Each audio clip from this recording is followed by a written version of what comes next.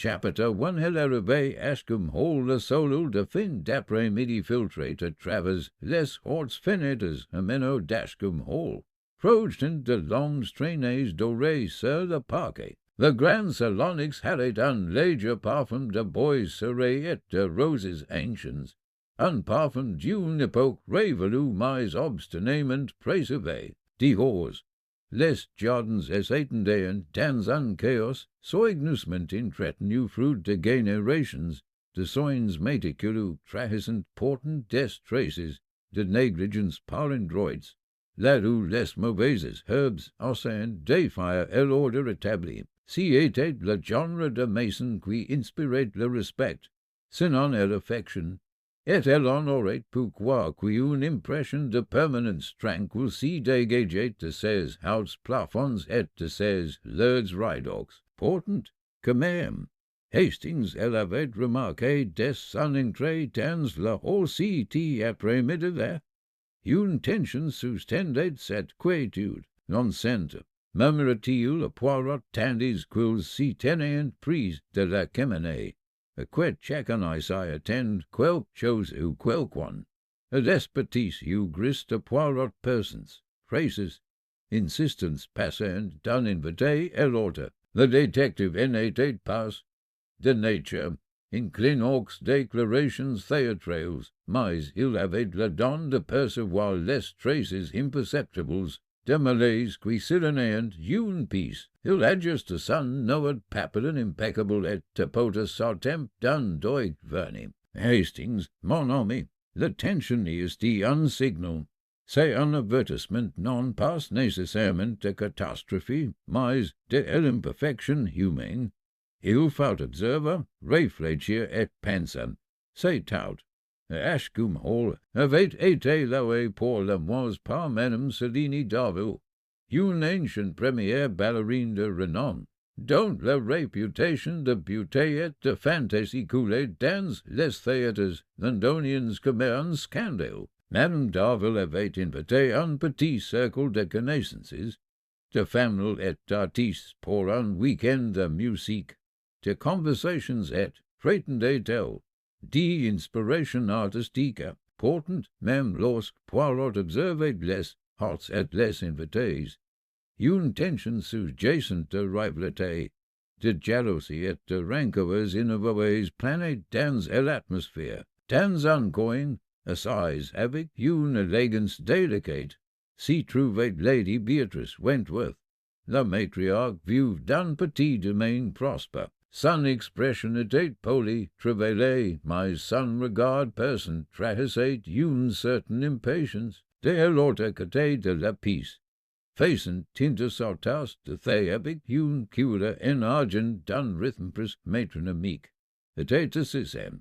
Geoffrey Harrow, un dramaturge dont les dernières pieces avaient été un échec retentissant, il jetait des regards autour de lui comme si tous les autres étaient des obstacles à son triomphe final. Il voyait aussi Clarissa Trent, une jeune artiste réputée pour ses passages mélancoliques et son caractère impétueux, et le colonel Reginald Pritchard, un officier mis, à terre à la retraite qui avait vu plus de conflits qu'il n'y savait en raconter, mais qui préférait l'observation silencieuse des travaux humains à toute conversation polie, et puis, bien sûr, il voyait Madame Darville elle-même rayonnante même à 61 ans, avec une présence qui semblait attirer elle comme une marée. Les domestiques s'y déplaçaient discrètement, presque en silence,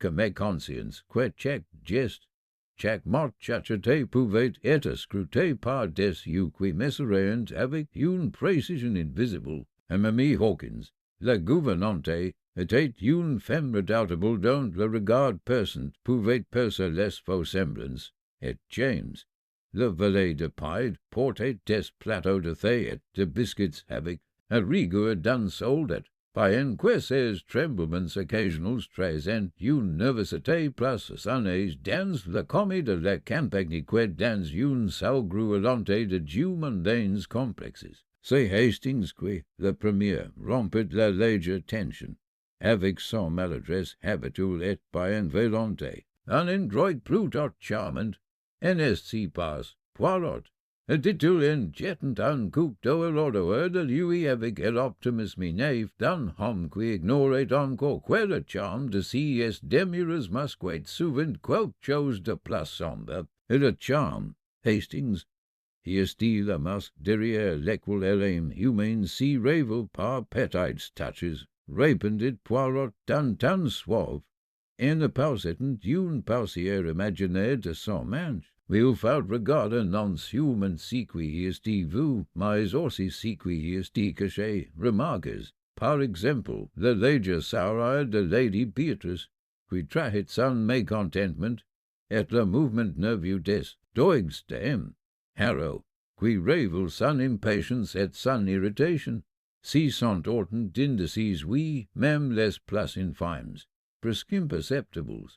Et une cloche retentit soudainement dans le hall, et l'assemblée murmura, un étranger était arrivé.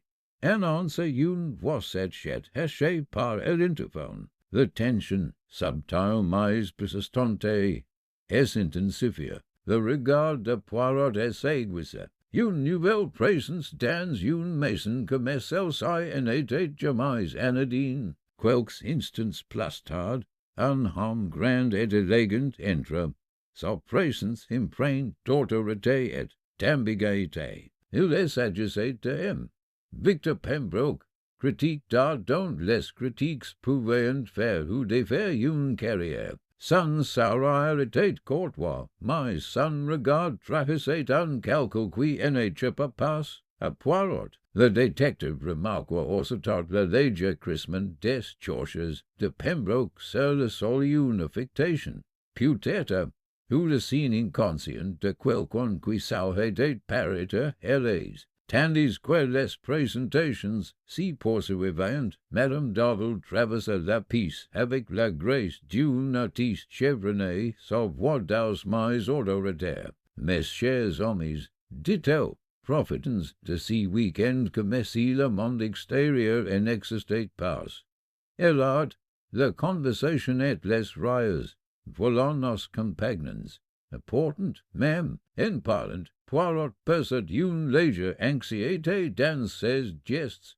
Un subtil crispement de la maquille non pas de la pure proprement parle, mais la prémonition d'un trouble. Au moment où le fait fut servi, une atmosphère de conversations polies et d'observations discrètes s'était installée. Poirot sirotait son thé avec la même délicatesse quand Joey apporterait une pierre précieuse, observant les interactions avec une attention méticuleuse, qui évitait qui s'attardait trop longtemps en conversation, qui riait un peu trop fort. Hastings commet tauges parlait librement, commentant le décor, la météo et, parfois, les excentricités des invités, mais Poirot lui laissait le loisir de bavarder. Et l'esprit du détective tissait déjà une traîne d'observations, chacune soigneusement répertoriée, de Helavis de Poirot.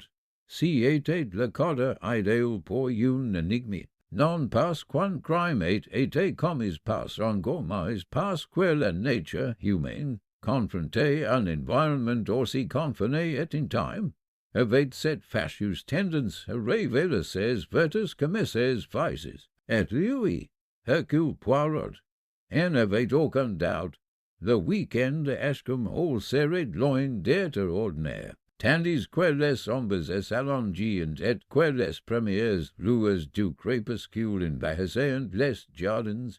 Madame Darville s'y leva avec grâce et proposa une courte promenade avant le dîner. Les convives s'y regroupèrent par Dieu dans une courtoisie respectueuse, leurs rires résonnant légèrement dans les couloirs. Poirot, cependant, s'attarda, observant le jeu des mouvements, des regards et des gestes les plus infimes qui, pour un œil non averti, semblaient insignifiants. Pour Poirot, ils étaient d'une importance capitale, et oui, Hastings, ditul dousement, tandis quills surveyant, les autres dans les jardins. G le sens au plus profond de moi-même. Mes neurones sont déjà éloignés, untroubled, subdue my inevitable approach. Il faut s'y préparer, car l'art de la détection repose avant tout sur l'anticipation. Hastings le regarda avec son mélange habituel d'admiration et de perplexité. De vous dites tauges sur Poirot, mais d'une certaine manière, j'y crois que vous avez raison. Il voici passer quelque chose ici, j'ai en suis sûr. Poirot hocha la tête, le visage serene mais alert, dans l'élégance discrète d'Ashcombe Hall, sous un ciel qui s'assombrit lentement. Les premières ombres d'un ecstasy profilant déjà, et lorsqu'elles apparaîtront, il serait prêt, chapeauté tout le crime la nuit était tombé sur Ashcombe Hall, enveloppant le somptueux domaine d'un brouillard argenté et léger qui estampait les jardins et donnait aux arbres lointains et l'apparence de fantômes dans un rêve demi-oublié. Et à l'intérieur, le salon rayonnait d'une douce lumière sous les candélabres, projetant des ombres délicates qui dansaient sur les mesures. Et l'air exhalait le léger parfum de Madame d'Arville, un mélange capitox de rose et de santal mêlé et l'odeur du bois de cajou fraîche mesurée. Tout semblait serene, presque in time, et portant, comme Poirot le rappelait souvent to Hastings, les apparences étaient souvent trompeuses. Le dîner était égraissé des échanges polis et quelques rires discrets et contenus. Monsieur Poirot avait observé chaque mouvement avec la perspicacité d'un faucon. La légère irritation de Lady Beatrice aux anecdotes de Harrow. Les doigues agites et de Clarissa Trent traçant des motifs invisibles sur sa serviette. Le pincement occasional de la Maguire du Colonel Pritchard, même à la place d'os des plaisanteries. Victor Pembroke, à ses prises du bas de la table, gardait une apparence de commis, by en que Poirot percevait une tension latent. Les premières scenes que la nuit s'y termineraient passent tranquillement vivement des domestiques. James, le valet de paille, entra, le visage pale et les mains tremblantes. Madame, il voyait un problème dans la véranda. Dit-il, la voix pressée. Madame d'Arville s'y leva avec grace. By en qu'une point d'inquiétude traversa son visage d'ordinaire serene. Un problème, James. Que voulez-vous dire? Avant qu'il n'y puisse répondre, un cri perçant retentit dans la hall. Si était la voix de Clarissa Trent, stridente et terrifiée, qui portait sur le parquet serré avec une clarté alarmante. Poirot, déjà débout, échangea un rapide regard avec Hastings, puis s'y dirigeait vers la source du cri avec une précision calculée. La véranda était une piste de verre de verdure, imbibée de parfums, de fleurs exotiques et de terre humide. Portant, si soir, son élégance était brisée. Là, étendu sur le sol de marbre, gisait Madame Selini d'Arville et l'incarnation même de la grace et de l'élégance quelques instants auparavant immobile. Les yeux écarquillés d'une terreur qui elle avait figée dans la mort. Le candélabre d'argent du reggae quel tenait et s'était renversé, répandant une cascade de cire sur le marbre. Poirot s'y pencha légèrement et elle examina d'un regard commis et méthodique. Hastings, à ses côtés, frissonna. Poirot elle est morte. Balbutia-t-il. Oui, Hastings, bellet by en morte. Dit Poirot d'une voix douce, mais avec une émotion contenue. Et si n'est pas un accident, G le crains, observez, G vous prie, la position du corps, et l'absence de tout faux pas ou trébuche, qui pourrait expliquer une telle chute. C'est ça, mon ami. Est l'œuvre d'une main humaine, et il désigne d'un doigt le portrait. et portant, notes bien, le veranda est verrouillé de l'intérieur, le clé, j'y suppose, est chez le domestique. Aucune trace de fraction n'est visible. News sans Hastings, face improbable, insoluble. Et je vous assure qu'il faudra faire appel à toute votre intelligence pour le résoudre. Les invités étant rassemblés sur le visage marqué par la stupeur, l'horreur et la peur. La main de Lady Béatrice s'y porta instinctivement à sa poitrine, et le visage du colonel Pritchard, d'ordinaire impassible, laissait transparaître une pointe de malaise. Aromam on a des paroles incohérents. Tandis quelles levers de Pembroke s'y pinçaient. Clarissa Trent, tremblante, tenait a peine devout. Le regard de Poirot parcourut la pièce, observant chaque détail. Le sire dégoulinait en motifs irréguliers sur le sol, suggérant que le candélabre avait été déplacé à la hâte. Une petite girofle sur le marbre, à peine perceptible, indiquait une latte quelconque put être une main traînée ou une bague accrochée à la surface. Et le plus curieux de tout, Hastings, était cette léger odeur d'amande, subtile mais indéniable. Adieu, sire, murmura Poirot, plus pour lui-même que pour quiconque. Un agent délicat, silencieux, invisible, insidieux. Mon intuition, Hastings, n'y me trompe jamais. Hastings regarda avec horreur. T'empoisonné, mais comment et par qui? Voilà la question, Hastings, et notice cessai.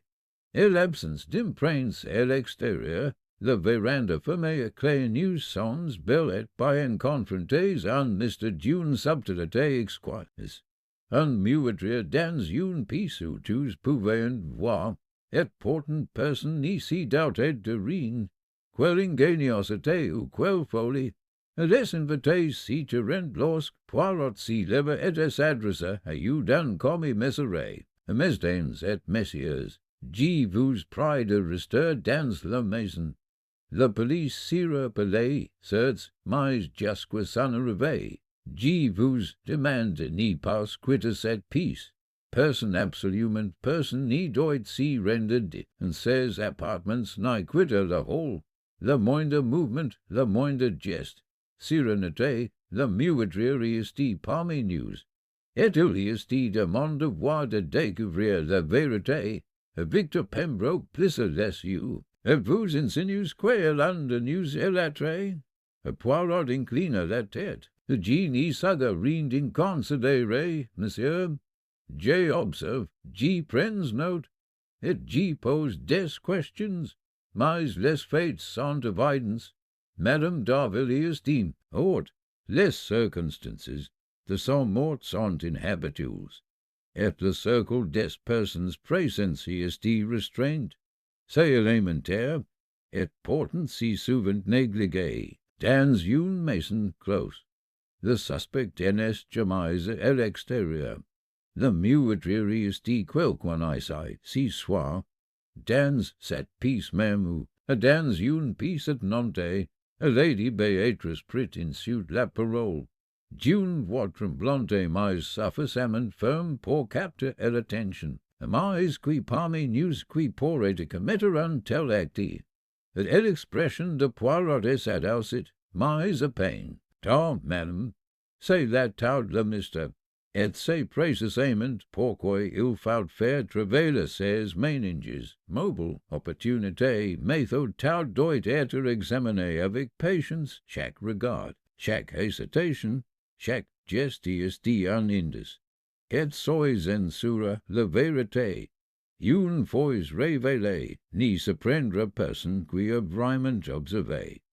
Hastings déglutit difficilement. Je suppose qu'on devrait appeler la police. Poirot secoua légèrement la tête. En temps voulu, Hastings, mais avant cela, il nous faut comprendre ce qui est passé.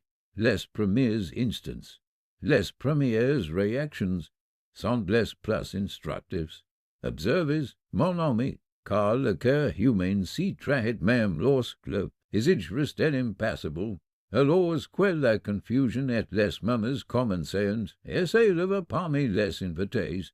Poirot es approche du corps et essaye nous pour examiner la main délicatement in relais order du bord en marbre. Il remarque la légère tension dans les doigts. La fable trace d'une marque au poignard qui s'aguerrait une latte avec le flacon de poison. Il inspire de nouveau discernant avec précision la note chimique indubitable, mortelle d'une elegance létale. Puis, presque par réflexe, il examina le miroir tout proche, un frisson étrange et inexplicable le parcourut, car le reflet n'était pas tout à fait comme il aurait dû l'être. Il needed rien encore, car l'observation exige de la patience, mais il prit no dans le silence de son esprit.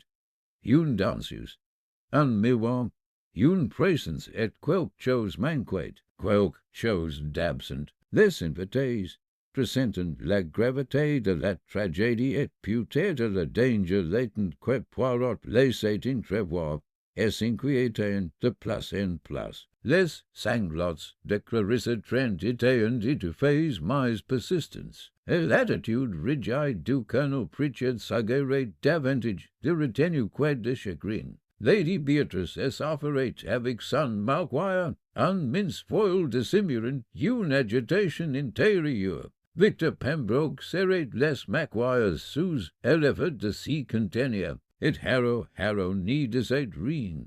By en que Poirot ait remarqué le léger tremblement d'un doigt, le léger déplacement de son regard vers le candélabre brisé. Poirot s'y leva enfin, et pausetant ses gants avec une précision méticuleuse. Mes amis, vous me pardonnerez d'insister sur le coming, la panique et l'hystérie. Les accusations n'y servent que le criminel, et l'observation, la réflexion et la raison servent la justice, et justice sera faite. Et tant is que le bruit or essai basis et divorce. Es enrurent order des horts terrels dashcum hole, Poirot sat, avec la certitude de celui qui lit les scenes dans les moindres détails, que le week-end avait basculé. Un crime d'une précision méticuleuse avait été commis, et lui, Hercule Poirot, en était désormais le cœur. Pour la première fois, Hastings épaissait la loi discrète qui brûlait tauges dans les yeux de son ami lorsqu'une énigme s'y présentait. Poirot, murmurait-il, crois-tu vraiment que nous puissions trouver le coupable? Poirot esquissa en sourire, non pas d'amusement, mais d'une confiance assurée. Mais oui, Hastings, les petites sérieuses crises n'y nous présentent jamais. Et dans cette maison, parmi ces gens, la vérité nous attend cachée, subtile, mais indéniable. Il suffit de regarder de ses yeux pour le voir, et ceci. Il commence son examen minutieux et délibéré des notants, naissant, observant déjà conscient que les ombres dashcum hole dissimulant plus que le simple nuit. Chapitre 3 est l'arrivée de Poirot en mode in que l'orage qui essayait formé aux abords des horts fenêtres dashcum hole avait commencé à s'y transformer en une pluie fine et régulière, un crépement léger qui adoucissait les contours de la nuit tout important avec lui une impression de mauvaise augure. Dans le grand hall, et l'atmosphère était tendue par le choc des événements survenus dans la véranda. Les invités, regroupés par petits groupes, chachetaient le visage marqué par une peur continue, portant, au milieu de cette agitation, Hercule Poirot gardait le commis imperturbable de celui qui était à la fois observateur et acteur, chacun de ses gestes délibérés, chacun de ses regards soigneusement mesurés. Poirot avait été convoqué à Ashcombe Hall non seulement en raison de sa réputation, mais aussi sous l'insistance subtile de la loi et, comme il le comprit rapidement, sous l'effet de la panique générale. the police localité de réveil promptement. Un agent en uniforme maladjusté et un inspecteur timide dont l'expérience si limitée davantage aux tâches administratives que la complexité de l'esprit humain. Portant, Poirot essayait immédiatement fait remarque. Inspecteur Mortlake commence Poirot en inclinant légèrement mais avec une autorité indéniable. Je vous assure que je suis venu observer, et si je puis me permettre, éclaircir la vérité cachée derrière ces circonstances troublantes. Les yeux de l'inspecteur, grands ouverts et incertains, se tournent nerveusement vers le corps dans la véranda. Bien sûr, Monsieur Poirot, dit-il, je nous sommes à votre disposition. C'est une affaire très étrange. En effet, une pièce fermée à clé, aucune trace de fraction. Et oui, très étrange, murmura Poirot en levant une main gantée. Mais il n'y faut pas si précipiter des conjectures dramatiques. Et l'observation, mes amis, est la clé. Chaque geste, chaque hésitation, chaque contradiction subtile est plus instructive que n'importe quelle théorie tonitruante. Hastings, début de côté de lui, murmura doucement, j'espère que vous avez raison, Poirot. La pauvre femme n'a jamais rien vu de péril. Poirot jeta un regard compatissant à son compagnon, bien que son attention fut déjà entièrement absorbée. Hastings, c'est précisément parce que nous sachons des autres que nous devons faire appel à la raison, car les sentiments obscurcissent le jugement. Et le jugement, mes amis, est ce qui rend justice. Les formalités accomplies, Poirot commence sa démarche méthodique. Il demanda à tous les invités et au personnel de rester où ils s'y trouvaient et leur demanda, poliment mais fermement, de retracer leurs déplacements depuis la fin du dîner jusqu'à la découverte du corps de Madame Darville. Lady Beatrice Wentworth prit la parole en première. La veuve s'exprima avec élégance et précision.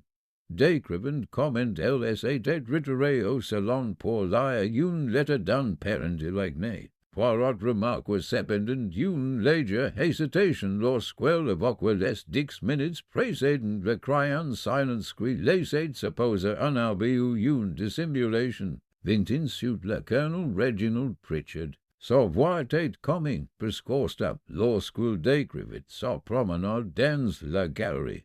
Observant l'appui qui tombait sur les vitres, Poirot remarqua cependant une légère tache de beau sur la base de son manteau, incompatible avec le trajet à l'intérieur qu'il avait décrit. Clarissa Trent, encore tremblante de choc, raconta ses actes d'une voix décassue et pressante. Elle avait traversé le couloir pour la church sans carnet de croquis. Affirma-t-il, mais son regard s'y portait sans cesse vers le cerf et ses mains tordant nerveusement son mouchoir. Je voulais juste dessiner les orchidées. Balbutia-t-il, mais le regard perçant de Poirot perça la subtile distorsion de la vérité dans sa voix. Victor Pembroke, le critique d'art, garda son commis habituel. Il examinait une des sculptures de Madame Darville dans le couloir. Affirma-t-il, lorsque le cri elle interrompit. Pourtant, Poirot remarqua la fine couche de poussière déplacée sur le piédestal, ce qui laissait supposer que la sculpture avait été manipulée plus récemment que Pembroke n'y l'admettait. Harrow, le dramaturge, donna sa version des faits avec un sens presque théâtral, insistant sur le fait qu'il était dans sa chambre en train de répéter son texte pour une pièce à venir. Et l'audacieux person de Poirot remarqua la légère odeur de parfum imprégnant son manche, la même ceinture florale qui embaumait la véranda, un détail qui pouvait être purement fortuit ou tout à fait accablant. Poirot s'y tourna ensuite vers le personnel. Mimi Hawkins, la gouvernante, et précis et factuel, notant élevé et le départ des plateaux, la manipulation des clés et la position des portes. James, le valet de paille, fit son comme terre rendu avec une nervosité manifeste. Poirot elle observe attentivement, notant chaque tremblement, chaque hesitation, chaque regard jeté à ses collègues. Il voit avec certainement de la peur, mais aussi l'étincelle de quelque chose d'autre, and sait voir dissimuler. Après avoir écouté, Poirot s'y retire à quelques instants dans la véranda. Il examine la scène avec une attention méticuleuse. Le candide avait renversé la légère trace sur le marbre, la faible odeur de cyanure. Pourtant, son attention était sans cesse attirée par les miroirs qui reflétaient les orchidées et le cire qui coulait, mais, curieusement, past les derniers gestes, si caractéristiques de Madame d'Arville. Il voyait avec constata Poirot à voix basse une absence impossible, ignore subtile, et pourtant indéniable. De retour dans le hall, Poirot réunit le groupe. À mes amis, nous sommes confrontés à une situation des plus délicates. La mort de Madame d'Arville y est ingénieuse, du poison, certes, mais administré avec discrétion. Pourtant, la manière dont le crime a été dissimulé, la chambre fermée à clé témoigne non seulement d'une grande intelligence, mais aussi d'une profonde incompréhension de la psychologie humaine. Il faut observer, poser des questions et déceler les contradictions. Il marqua une pause, laissant ses paroles résonner parmi les invités. Divisé par le Frenchman, le meurtrier est parmi nous. Chacun d'entre nous aurait pu commettre ce crime. Chacun d'entre nous a un mobile, connu ou caché. Et chacun d'entre nous peut révéler la vérité si on l'interroge avec douceur. Mais, imitez, Hastings, si tenant silencieusement à ses côtés, murmura, Poirot, comment pouvons-nous commencer à savoir que c'est tardement semble plausible, et pourtant suspect? Poirot esquisse un sourire d'une assurance tranquille. Oh, mon ami, c'est pour cela que l'art de la détection existe. Il n'y s'agit pas seulement d'observation, mais de psychologie. Le cœur humain, lorsqu'on l'examine avec patience et subtilité, s'y trahit dans les moindres détails. Un regard, une hésitation, un contact, et nous serons attentifs à chacun d'eux, et il s'y tourne vers les invités et le personnel réunis, le dos droit, le visage empreint d'un commis autoritaire. Si soit, vous resterez tous à Ashcombe. Personne n'y sortira, personne n'y s'y cachera, personne n'y s'y dérobera, tous les mouvements seront consignés. Et demain, nous recommencerons. À les questions, chacun de vous sera invité, avec douceur, à raconter une fois de plus. Et la moindre contradiction, la moindre lapsus, révélera la vérité. Souvenez-vous, mes amis, le criminel n'est pas ses mêlin pour échapper à la raison. Attendez que les invités regagnent leurs chambres sous l'œil vigilant de Poirot et des gendarmes. Hastings suivit son ami dans le salon. Poirot, croyez-vous vraiment que nous puissions trouver le meurtrier avant que la police n'y prenne l'affaire en main? Poirot adjusta ses poignets avec une méticulosité extrême. Hastings, il n'y s'agit pas de croyance, mais d'observation, de logique et de patience. La vérité est toujours présente, dissimulée seulement par la tromperie humaine. Les neurones n'y s'y trompent jamais.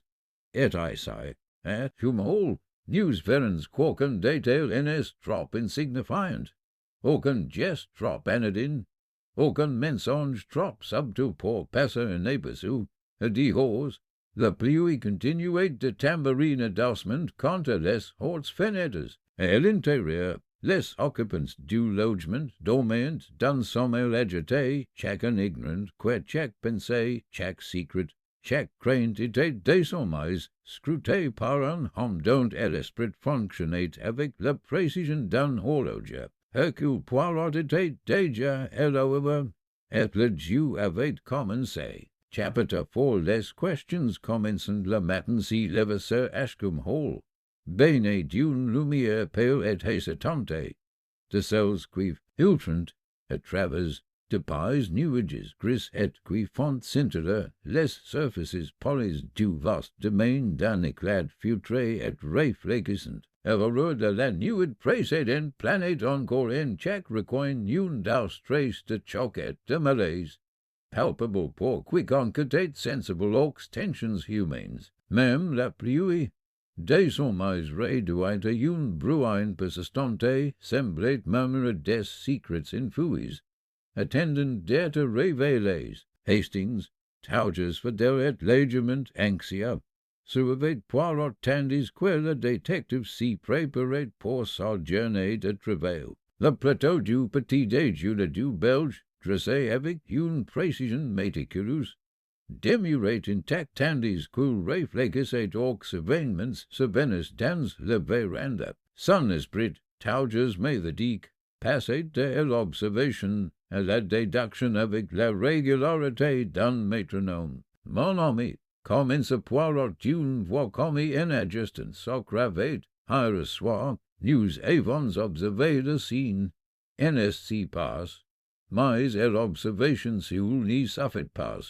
Il faut poser des questions. Il faut sonder doucement, mais avec insistance. C'est à travers les réponses et l'hésitation, les contradictions, le léger tressement d'un doigt que la vérité s'y révèle. A Hastings frissonna légèrement. A G en arrive Towers passe away quoi Poirot. Du poison dans une piece famille crée qui a païen pour faire une chose péril. A l'essieu de Poirot.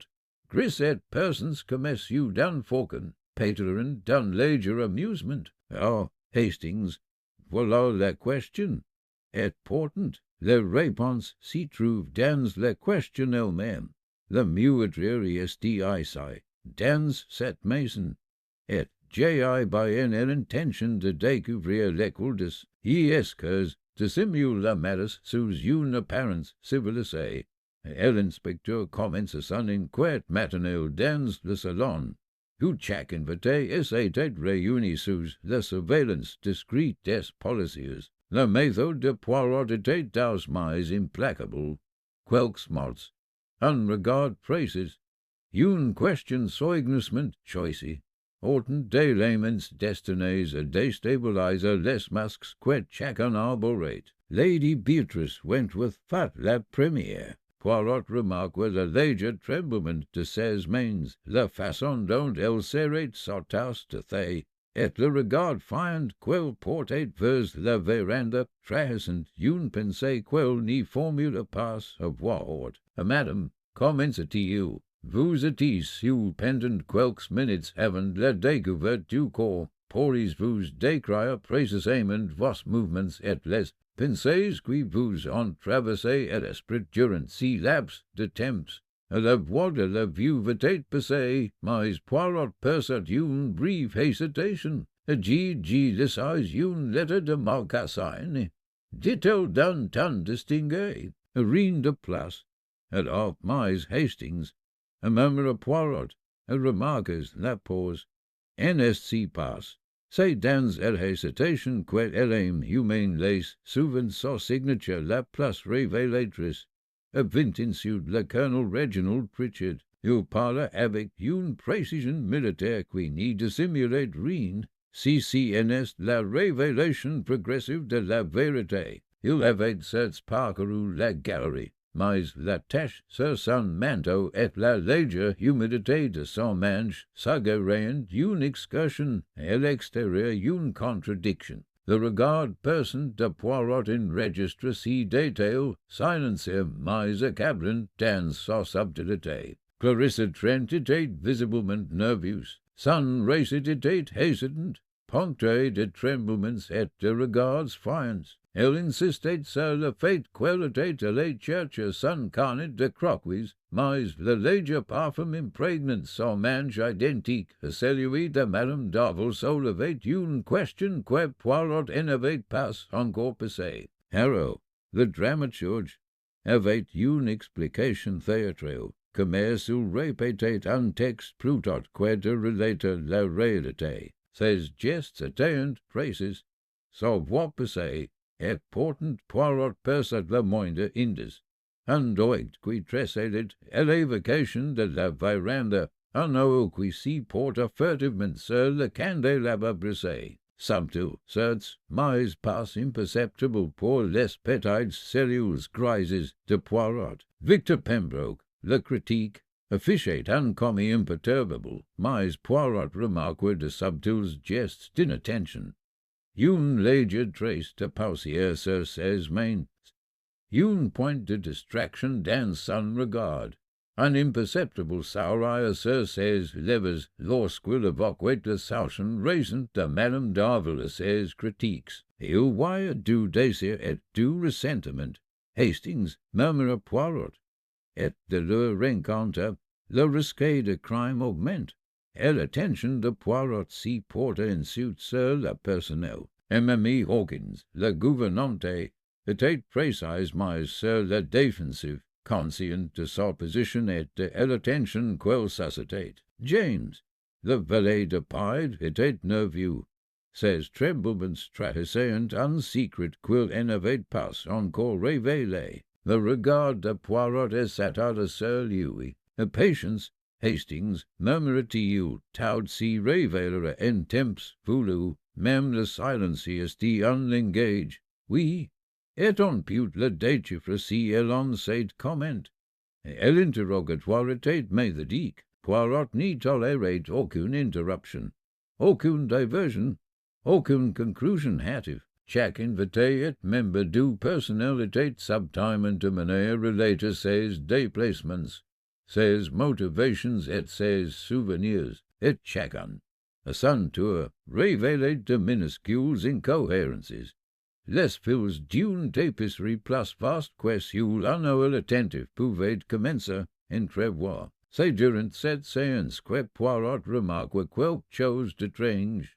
Le miroir de la véranda. Hastings avait déjà évoqué la veille, sans rien remarquer d'anormal. Mais Poirot, toujours attentif aux détails, voyait cela une anomalie. Le reflet du miroir n'y reflétait pas sûrement le contenu de la pièce, mais un certain déplacement de la lumière et de l'ombre qui suggérait un mouvement ou une absence d'une manière inexplicable. Il n'y dit rien, car la signification n'était pas encore pleinement comprise, mais il s'y tint à cette idée. Le miroir jouait un rôle crucial dans la compréhension des événements. En milieu de matinée, l'enquête avait fait éclater les tensions. Les conversations étaient brièves, les regards éclairés, et la question non passée qui avait commis le crime planait comme une épée de Damocles. Poirot observait tout répertoriant gestes, soupirs, hésitations et petits mensonges. Il rassemblait ensuite le groupe, affichant le commis d'un homme qui avait déjà commencé à percevoir des schémas invisibles aux sortes. Mes amis, dit-il d'une voix commis mais précise, les inquiètes de ce matin révélant beaucoup, et portant plus de choses aux yeux des profanes. Écoutez-moi, news ni churchons pas, à blâmer sans raison, ni accuser sans preuve, news churchons la vérité, et la vérité, même cachée, est dit présente. Chacun de vous porte en lui un fragment de connaissance certains consomment, d'autres inconsomment qui éclairent le chemin de la justice. Un léger murmure de malaise parcourut l'assemblée. Lady Beatrice porta son Maguire à ses lèvres. Harrow s'y remua sur sa chaise. Clarissa trembla, mais soutenant le regard de Poirot avec une pointe de défi. Même Victor Pembroke laissait échapper un léger mouvement. Poirot, qui avait tout remarqué, incline subtimement la tête, comme pour reconnaître la complexité humaine de ses observations. Hastings s'y pencha en avant. Poirot, cela vous inquiète-t-il que la muetria soit probablement parmi nous? Poirot esquissa en saurire, non pas de humour, mais de détermination tranquille. Ah, Hastings, c'est précisément parce que la muetria est ici que nous pouvons réussir. Le crime est une énigme, certes, mais tout énigme a une solution. L'observation, le raisonnement et la patience. Voilà nos how-tos. Ket nos petites sérieuses grises nous guideront. La journée est égale sous le regard attentif de Poirot. Si dernier interrogeait chaque client et membre du personnel en privé, tauges avec douceur et précision, tout en sondant tauges plus profondément les motivations, les ressentiments et les opportunités, de subtiles contradictions apparurent, de fables traces d'anxiété et de tromperie devinrent évidence, et une carte des rivalités cachées et des désirs dissimulés commença ainsi de dessiner dans l'esprit du détective. Enfin, d'après-midi, Poirot s'arrêta et si dirigeait silencieusement vers la fenêtre du salon. Dehors, les jardins étaient en belle paix de brume, fantomatiques dans leur pénombre. Il réfléchit un instant, laissant Hastings le suivre en silence. Hastings, dit-il doucement, chacun de ces esquers recèle un secret. Certains simples de peur, d'autres d'avidité, d'autres encore de ressentiment, et d'autres d'amour. C'est dans l'interaction de ces forces que réside l'explication du crime. Nous devons poursuivre, mais toujours avec patience et précision. Hastings acquiesça, comprenant de son manière que le commis de Poirot était un rempart contre le chaos des émotions humaines, tandis que les ombres s'allongeaient à nouveau sur Ashcombe Hall, les petites sérieuses grises de Hercule Poirot discernent déjà une tapisserie de déduction. Chaque fil un indice, chaque geste une révélation potentielle. Les questions avaient commencé à fuser, et le mystère s'y dévoilait lentement, inexorablement. Chapitre 5. Les forces pistes l'appui de la nuit précédente avaient cessé, laissant Ashcombe Hall enveloppé d'une brume humide et argentée. Les jardins scintillaient de feuilles gorgées d'eau, et de l'air exhalait un léger parfum de pierre et de terre muelées. À l'intérieur de la maison, cependant, la tension était palpable, comme si les mœurs humaines étaient conscientes du crime qui venait de s'y produire, et l'atmosphère était chargée de suspicion, et chaque invité commençait à jeter des regards méfiants aux autres, si demandant qui pouvait bien être capable d'un tel meurtre. Hastings suivait Poirot dans les couloirs, et l'inquiétude s'y listened clairement sur son visage. Allí en impasse si tient droit Poirot. On dirait que chaque regard cache une menace, chaque sourire un secret. Poirot ajusta sa cravate et répondit avec la précision tranquille qui était devenue son marque de fabrique. Hastings, la nature humaine est rarement aussi transparente. Si sont les subtilités qui révèlent la vérité, et parfois, oui, les subtilités trompantes. Alors, mais les petites sérieuses grises sont patientes. Elles voyant au-delà des illusions. Poirot avait passé la matinée à mener des interrogatoires minutieux. À présent, alors que l'après-midi approchait, il aborda la question de forces pistes si est distractions, volontaires ou non, qui ont obscurci le chemin de la vérité, car aucun mystère de la création humaine n'est complète sans elles. La première attira l'attention forte le colonel Pritchard.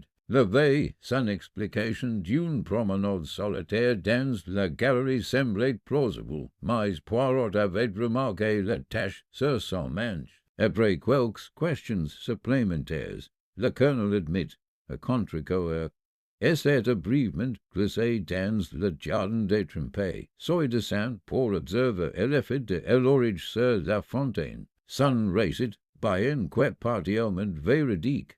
Soulevait une nouvelle question. Pourquoi un homme de ses habitudes prendrait-il un tel risque, si n'est pour s'y constituer un alibi ou tromper les observateurs? Arrow tauges aussi théâtral offred la distraction suivante.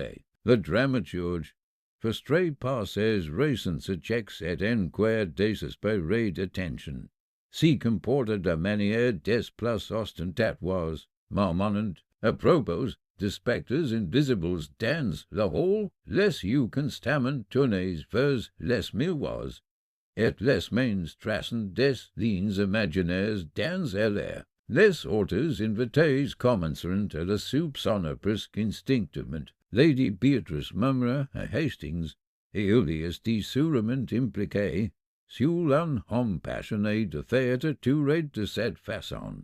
À Poirot, quant à lui, observait discrètement les gesticulations nerveuses du dramaturge étaient certes ostentatoires, mais elles étaient trop pratiques. Un écran de fumée performatif proutot qu'on a vu de culpabilité. Clarissa Trent offrit une troisième piste. Ses tremblements et son étrange attachement à son carnet de croquis étaient, au premier abord, suspects. Elle expliqua qu'elle était entrée dans le serre simplement pour dessiner les orchidées, mais son parfum persistait d'une manière incompatible avec une simple promenade. Poirot prit note de cette remarque, quel tint pourquoi, et parfois murmura-t-il à Hastings, ceux qui paraissent coupables n'y sont que victimes des circonstances ou de la passion, et leur culpabilité est une construction de la perception, non une réalité. Victor Pembroke, le critique d'art, était peut-être la plus habile des forces pistes. Son commis apparent, le léger pausier sur ses mains et son sourire en coin lorsqu'il évoqua le récent mécénat de Madame d'Arvilletain Thornton d'indécis troublants. Les autres tchatchetaient dans son dos, persuadés qu'il avait profité d'une réception pour éliminer un rival. Mais Poirot listened au-delà des apparences, des airs de subtiles incohérences. Le pausier sur ses mains en était pas récent, et son sourire était l'expression habituelle d'une satisfaction personnelle, non de malice. Pourtant, cela servait parfaitement de diversion pour masquer les vérités plus subtiles qui s'y cachaient dans la pièce. Alors que la matinée laissait place et l'après-midi, Poirot commence à reconstituer les événements de la veille. Il réunit le groupe dans le salon, ses mouvements précis, son attitude commis mais autoritaire, maçonnique.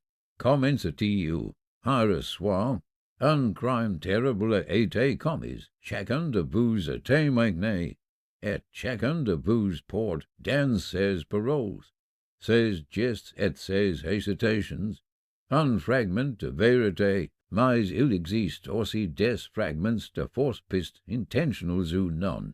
Si sont des leurres destinés à distraire, à semer la confusion, ou simplement à protéger le coupable. Lady Beatrice plissa les yeux, et vous insinues, Monsieur Poirot, que certains d'entre nous mentent délibérément. Poirot inclina la tête. L'expression indéchiffrable, tous les mensonges n'y sont pas conscients, madame. Certains naissent de l'habitude, d'autres de la peur, d'autres encore de la vanité, mais tous sont instructifs. Observez le colonel Pritchard, par exemple. Sa promenade dans le jardin était authentique. Pourtant, le moment choisi et l'insistance étaient calculés pour rassurer et induire en erreur simultanément. Observez-en. Harrow, son jeu théâtral masque son insécurité, et pourtant il avait les soupçons de tous. Observez-en Trent, nerveux, peut-être mais innocent dans ses intentions. et observes Monsieur Pembroke, calculate. Certes, my some manipulation is the drop flagrante pour être criminel.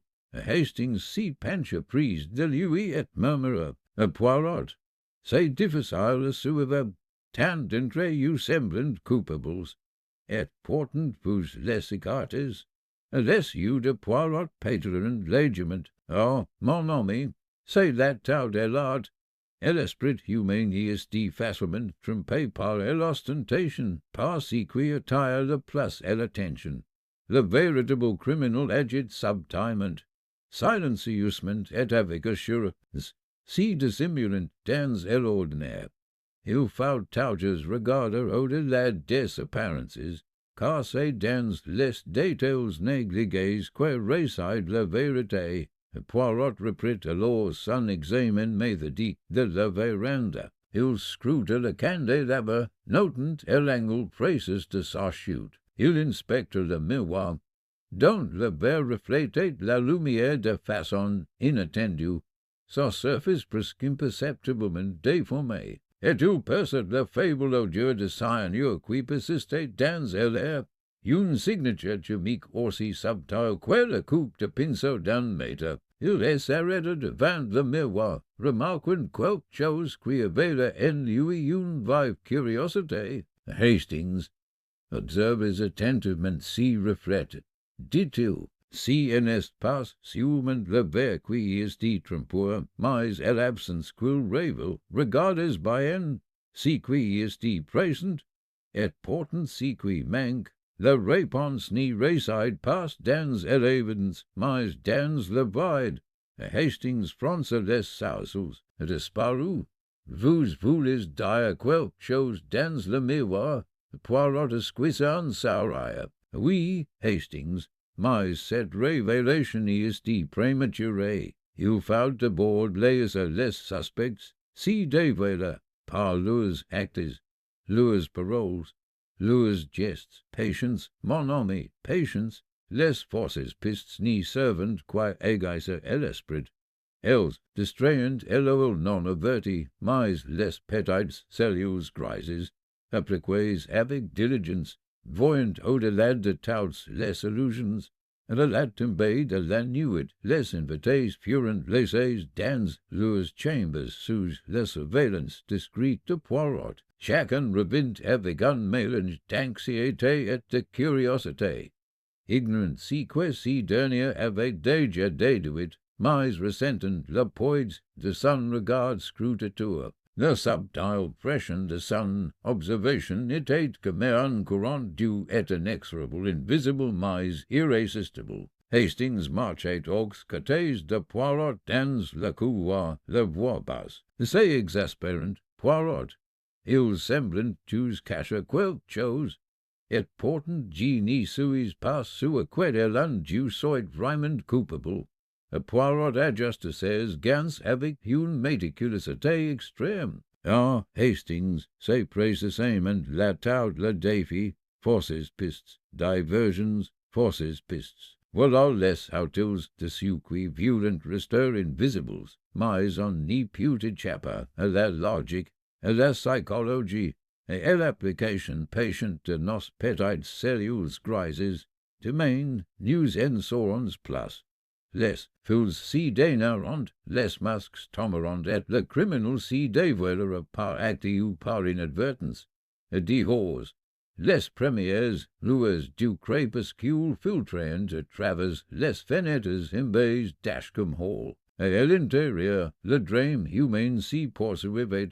Chaque invité joint sans le savoir son rôle dans une complexe tapisserie de suspicion et de mensonges. Et dans le salon silencieux, Hercule Poirot, toujours commis, toujours précis, continuait d'observer, de calculer, de tendre car la vérité, subtile et rusée, n'y resterait pas cachée éternellement. Chapitre 6 un indice détaillé le matin. Ashcombe Hall était gris et sombre. La bruine de la nuit précédente ayant laissé une légère brume s'accrocher à la cime des arbres et aux haies du jardin. À l'intérieur, une inquiétude palpable régnait dans la maisonnée. the tension des dures précédents n'y essaient pas dissiper. Au contraire, elle essaient intensifier. Chaque pas, chaque murmure semblait chargé de suspicion, et pourtant pour Poirot. Et l'atmosphère était riche d'informations, car c'est souvent dans les petits détails, presque imperceptibles, que la vérité s'y révèle. Hastings entre dans le salon et trouva Poirot déjà, however, en train d'arranger méticuleusement les notes prises lors des interrogatoires et des observations. Le détective était plongé dans une intense concentration. Ses doigts tapotaient légerement la table tandis qu'il traçait des lignes de raisonnement invisibles. Hastings commença Poirot sans lever les yeux. Hiram news avant observer les mouvements de chacun, notant les hesitations, les contradictions et les gestes subtils. Mais à présent, mon ami, news devait porter notre attention sur les objets humains. Souvent, elle reflète la vérité avec plus d'honnêteté qu'elle est humaine.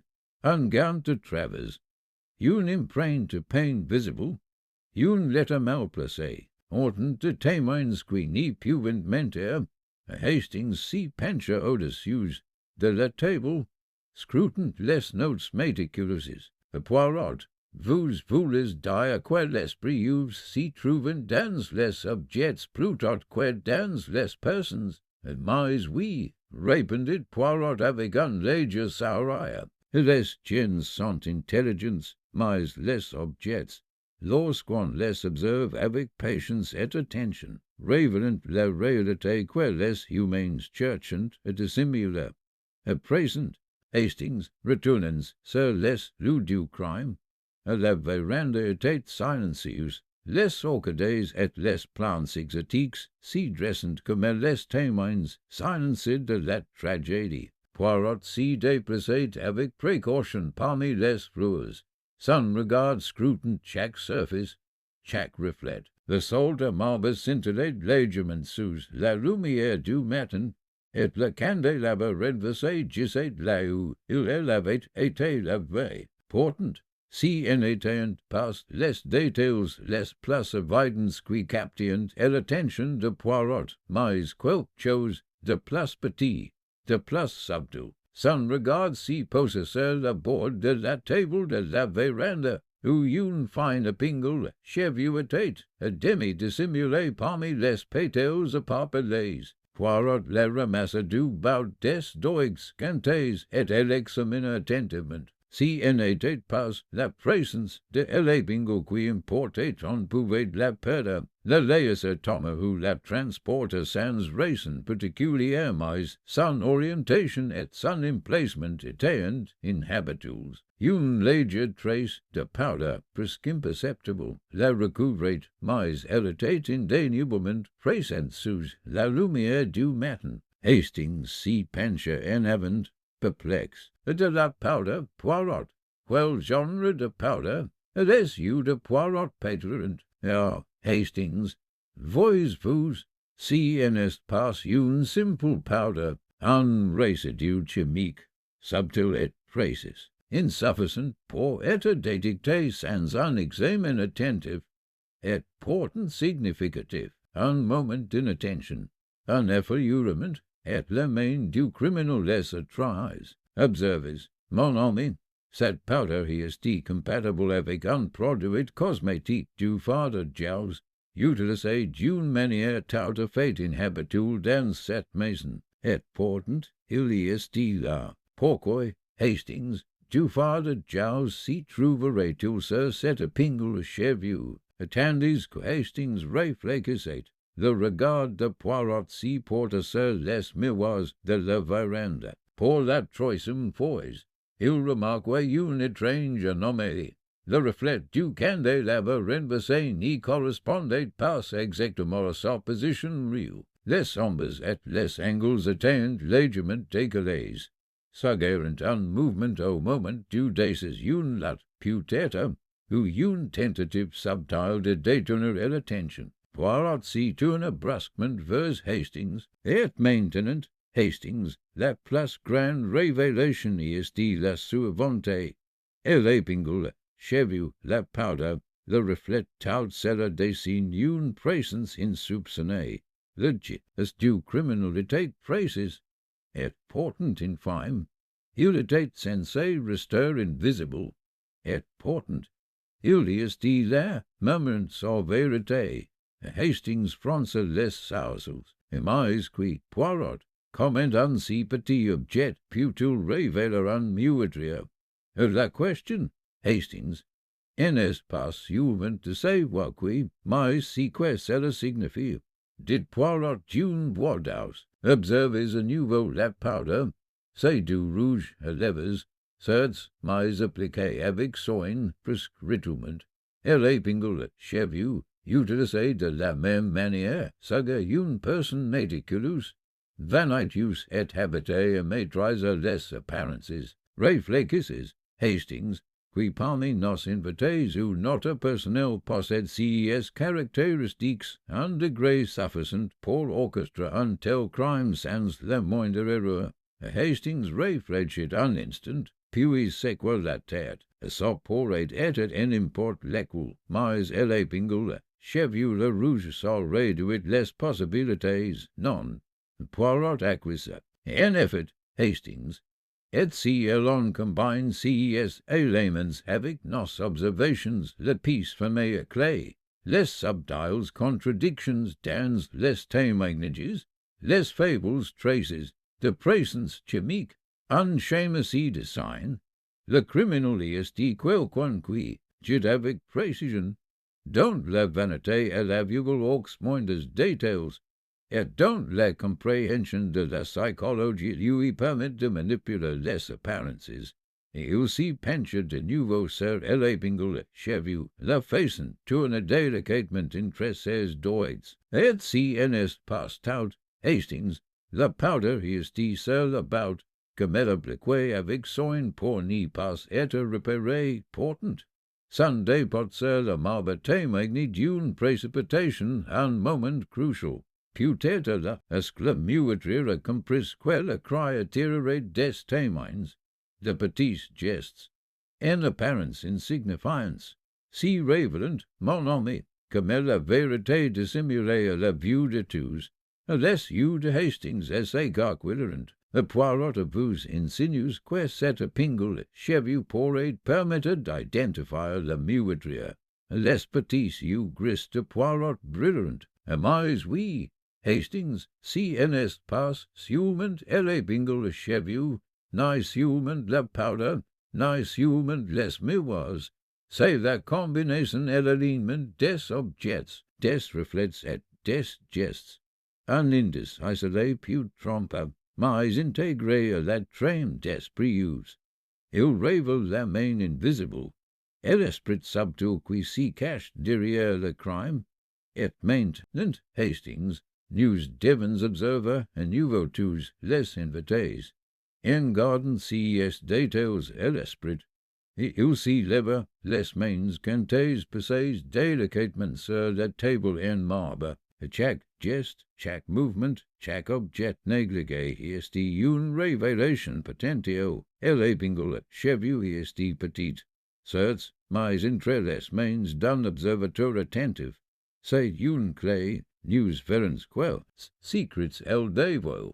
Alors que les premiers rayons du soleil filtrant faiblement à travers les vitres de la véranda projetant une mosaïque tombée sur le sol, Poirot ressentit une excitation familière. Ses petites cellules grises avaient murmuré une vérité en silence. Et maintenant, enfin, le premier véritable indice émergeait du brouillard des forces pistes. Hastings le regardait avec un mélange d'admiration et d'appréhension. Poirot, vous voyez vraiment tout, et ainsi passe. Poirot esquisse un sourire commis mais éloquent. Hastings, le monde est un théâtre de vérités subtiles. Il suffit d'observer, de réfléchir et de relire les points. Et I say, ask him whole. les points commensant, yes, alleine. Chapter 7 dort, mensonges von surface le solo de l'après-midi, fable et diffuse. Bene dashcum hold June lumière blafard, illuminances pieces elegantes mais osters June daus clarté presque mélancolique. Le murmure discret de l'après et l'extérieur avait fait place en silence pesant et l'intérieur. Les invités et s'attardaient dans le salon, évitant de s'y regarder, tandis que le personnel est exécuté avec la précision chirurgicale de ceux qui savent que le moindre geste pouvait être observé et consigné par la personne de Hercule Poirot. Hastings suivit son ami tandis que Poirot déambulait lentement parmi le groupe rassemblé, les mains jointes derrière le dos, le visage commis, mais les yeux aux aigus de la moindre anomalie. Hastings dit Poirot d'une voix douce, élevant le cheveu et le fard news en fourni en indice concret, mais le cœur humain, mon ami, est tout aussi révélateur, mensonges, demi-vérités et omissions, voilà les sombres, qui dissimulent le crime, et dans une demi-heure comme whole, les sombres sont nombreuses. Poirot commence par s'entretenir avec Lady Beatrice Wentworth, dont l'apparence impeccable avait jusqu'alors dissimulé de subtiles tensions. Madame, dit-il, votre réussite de higher soirée traces, mais je dois vous interroger davantage. Votre correspondance avec votre cousin portait-elle sur des questions financières, domaines, héritages, debts? La main de Lady Beatrice tremble légèrement, mais sa voix resta assurée. Oui, il y avait des questions de propriété, admettez, mais rien qui concerne Madame d'Arville ou ses affaires.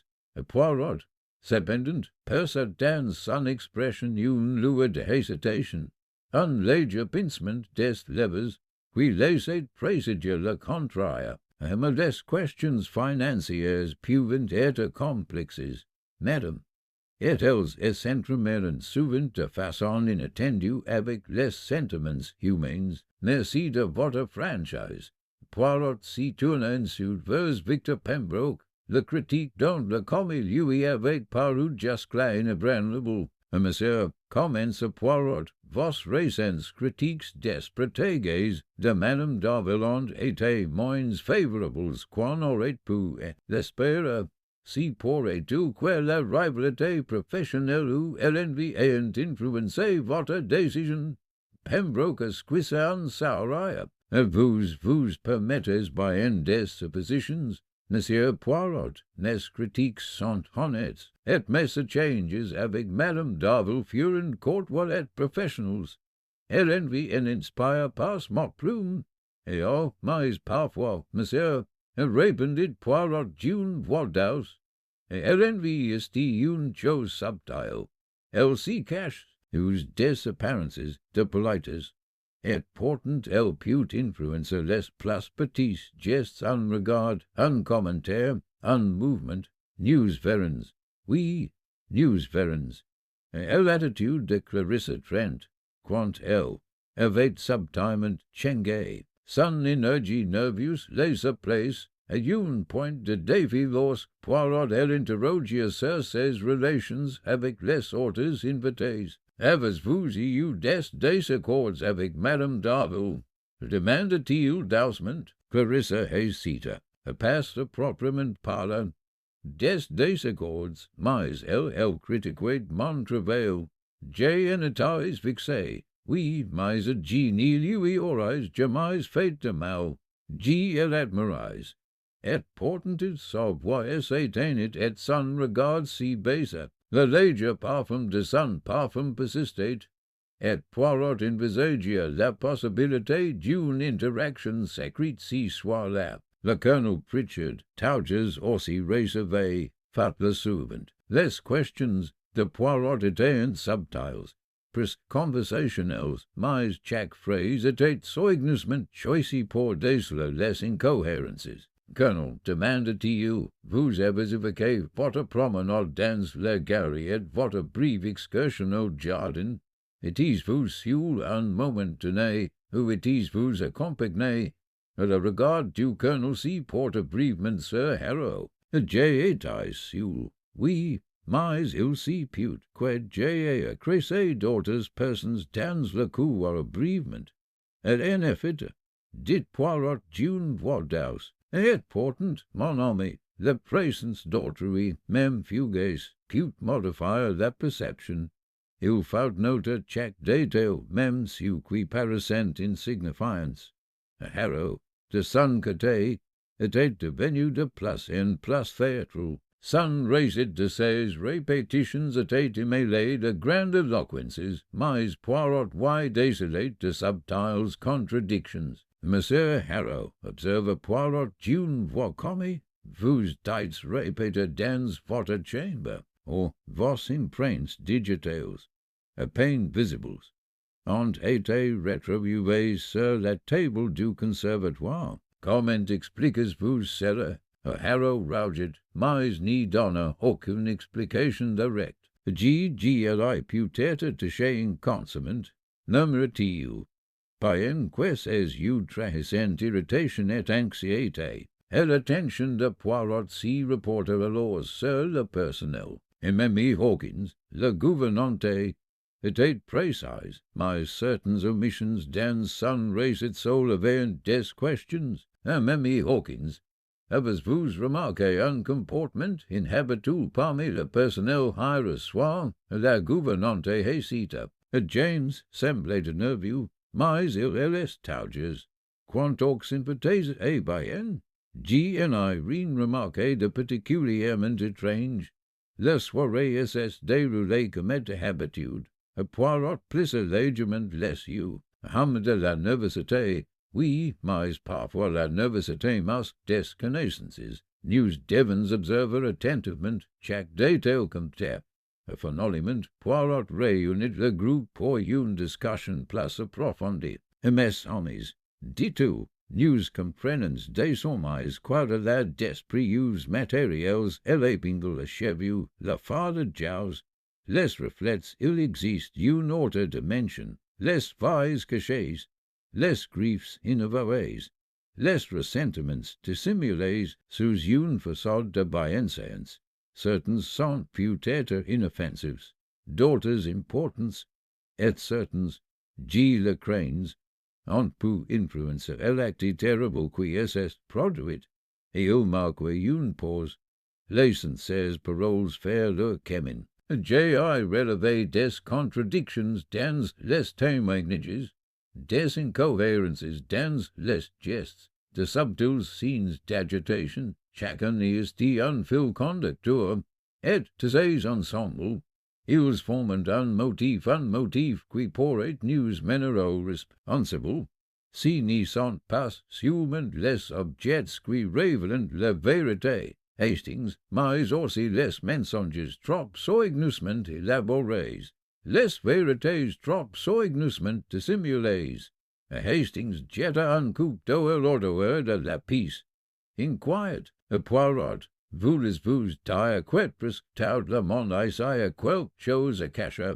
Les petits yeux gris de Poirot pétillaient d'une certitude tranquille. Hastings, le cœur humain est complexe. Chacun cache quelque chose, même lui-même.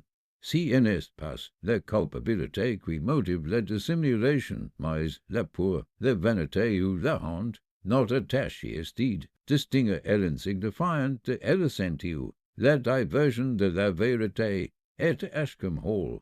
L'essentiel commence à s'y révéler, alors que les invités s'y retirent pour l'après-midi. La tension restait palpable. Poirot demeura élégant au fond du salon, tissant des lignes entre les indices subtils et les comportements observés. Il notait les tics, les regards fins, les petits gestes de dissimulation, chaque faux pas, chaque hésitation.